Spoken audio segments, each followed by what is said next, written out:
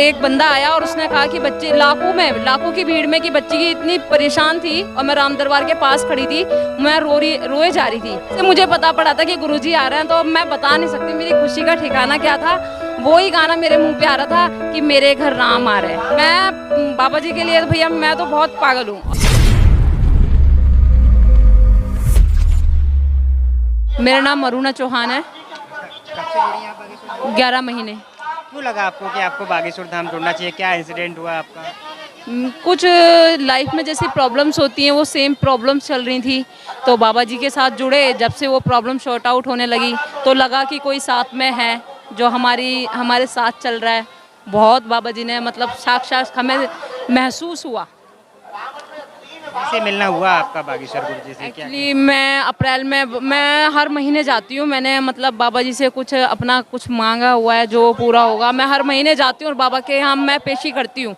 और फिर अप्रैल में मेरी बेटी की तबीयत ख़राब हो गई बहुत ज़्यादा, मतलब कि डॉक्टरों ने जवाब तक दे दिया वहाँ पर। तो मैं गुरुजी के पास गई और एक जैसे काफ़ी ऐसी भीड़ थी लाखों की, तो एक बंदा आया और उसने मेरी बेटी का फ़ोटो खींचा और उसने कहा कि आप 5 मिनट रुको। वो पता नहीं कौन थे, साक्षात भगवान के रूप में आए और गुरुजी के पास गए और मुझे गुरुजी उठ गए थे और राम दरबार में मुझे बुलाया गया। यानी कि आप धाम पे गई थी अपनी बच्ची का फोटो लेके? नहीं, मैं फोटो कुछ नहीं, मैं दर्शन करने गई थी और बच्ची की तबीयत खराब हो गई थी वहाँ पर। तो मुझे जब एक बंदा आया और उसने कहा कि बच्चे लाखों की भीड़ में कि बच्ची की इतनी परेशान थी और मैं राम दरबार के पास खड़ी थी, मैं रोए जा रही थी।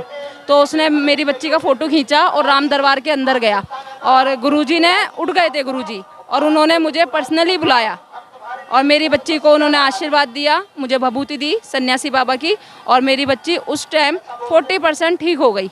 केवल उसी समय मेरी बच्ची, हाँ, आशीर्वाद। उसके बाद क्या करना पड़ा? फिर मैं आ गए, हम जहाँ ठहरे हुए थे हम रुके वहाँ पर और बाबा जी की भभूति लगाई, बच्ची को खिलाई और बाबा जी का मंत्र पढ़ा, ओम बागेश्वर राय वीर वीराय मुंहफट स्वाहा 108 बार पढ़ के, और उसमें ही चमत्कार हो गया। हम जब धाम से अपनी बच्ची को लाए, आज वो बहुत सही है। कंप्लीट सही होने में कितना समय लग गया था बागेश्वर गुरु जी के मिलने के बाद? हम घर पे भी नहीं आए थे, बागेश्वर धाम में ही बच्ची ठीक हो गई थी।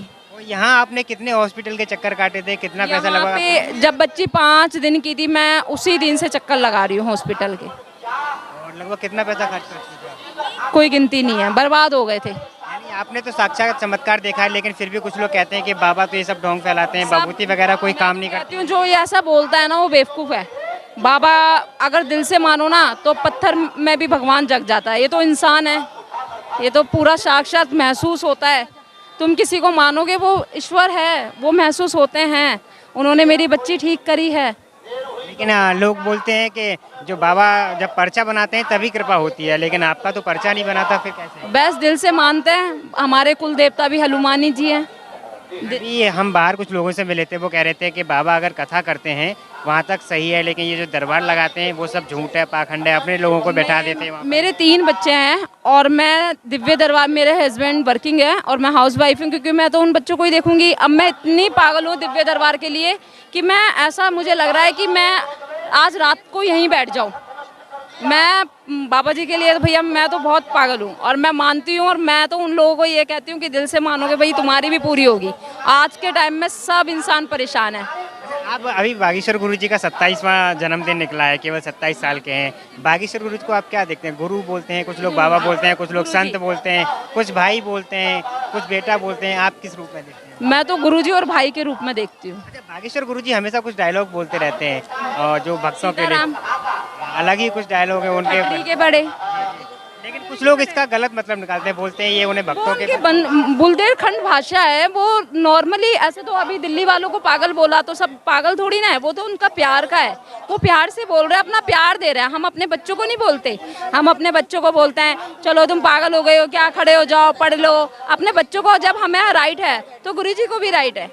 दिल्ली में बागेश्वर गुरुजी का इंतजार देख रहे हैं हम, बहुत समय से चल रहा था, लेकिन आज आखिरकार गुरुजी आ ही गए। अब कैसा माहौल नजर आ रहा है? मुझे तो रियली इतना खुशी हुई, और मैं कल से ही ना वो वाला, जब से मुझे पता पड़ा था कि गुरुजी आ रहे हैं तो मैं बता नहीं सकती मेरी खुशी का ठिकाना क्या था।